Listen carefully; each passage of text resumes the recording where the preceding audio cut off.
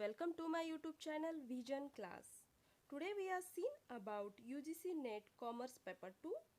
First topic is Business Environment and International Business Part 2.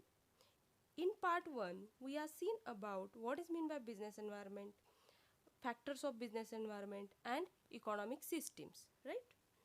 Which is useful for BCom, MCom, MBA and UGC NET preparing students. Fine. In this part, we are focused on economic policies, political environment, role of government in business. Right? Let's see one by one. Economic policy has its own importance in business environment and it has an important place in business. The business environment helps to understand government policies such as export, import policy, price policy, monetary policy, foreign exchange policy, industrial policy, etc. have much effect on business, right? Economics policy measures are adopted by the government to manage the economy as a means of achieving economic goals. Fine. The major two parts of economic policies: monetary policy and fiscal policy. Monetary policy regulate money supply and rate of interest in the economy. This policy of economic, monetary policy and fiscal policy, which is connect with the management of government taxation system, public expenditure and public debts. It means it is control the taxation system and government bodies, right? Let's see one by one. Monetary policy is the macroeconomic policy formulated by the central bank, that is Reserve Bank of India. It involves the management of the money supply and interest rate through the use of various tools, right? Monetary policy means what? It regulates money supply and rate of interest in the economy with main objective of a control business cycle and to promote economic growth.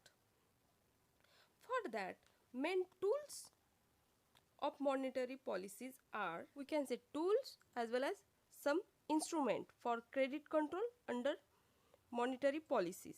These are cash reserve ratio. What is meant by cash reserve ratio?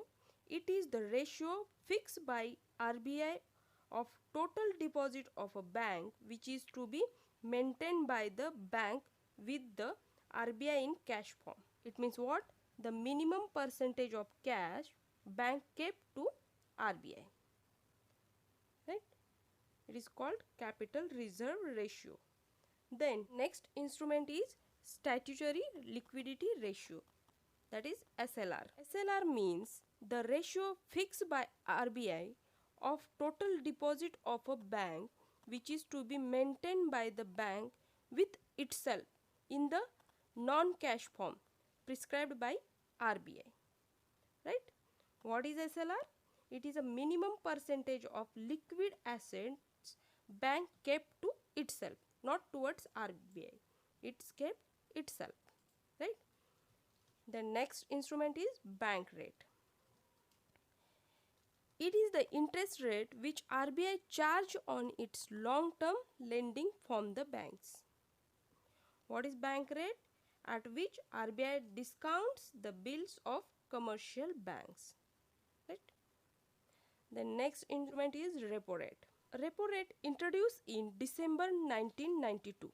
It is the rate of interest levied by RBI from its clients on their short-term borrowings. Right? Repo rate means what? Rate at which commercial bank borrows from RBI. Right? And reserve repo rate. It was established in 1996. It is the rate of interest the RBI pays to its client who offer short-term loan to it. Right? Reserve repo rate means what? Rate given by RBI on deposit made by commercial banks. It is opposite to repo rate. Right? These are some instrument of monetary policies which is credit control under monetary policies. Like that, some other instruments are also there. These are marginal standing facility. It was introduced in May 2011. Under this scheme, banks can borrow money overnight up to 1% of their net demand time liabilities from Reserve Bank of India at the interest rate 3% higher than the current repo rate. This is also one of the instrument of a monetary policy. Then next one is a base rate prime lending rate. Base rate, or it is also called prime lending rate. It is the interest rate below which scheduled commercial banks will lend no loans to its customers. These are some instruments which is used under the monetary policies. The main aim of monetary policy is to maintain price stability in the economy while keeping in mind the objective of growth. Right? The main aim of monetary policy is what? To maintain price stability in the economy while keeping mind in the objective of a growth. Right? Above instruments are controllable and quantitative instruments. Some are qualitative credit controls also there, like change in margin requirements on loans. It is margin is the difference between loan value and market value of a security. Moral persuasions, influence on commercial bank and others. Direct action. According to Banking Regulation Act 1949, RBI can stop any commercial bank from any type of transaction. Right? These are some selective credit controls instrument which is under the monetary policy. I hope all of you understand about monetary policy. Next policy is fiscal policy. Fiscal policy includes the government tactics on public expenditure and revenue. When the government decided on the purchase of goods and services, the transfer of payment distribution, or the collection of taxes, it comes under fiscal policy. For example, implementation of goods and services tax, that is GST. It is a many time referred to as the budgetary policy of the government, which involves the government manipulating its level of spending and tax rate within the economy. Right? What is meant by fiscal policy?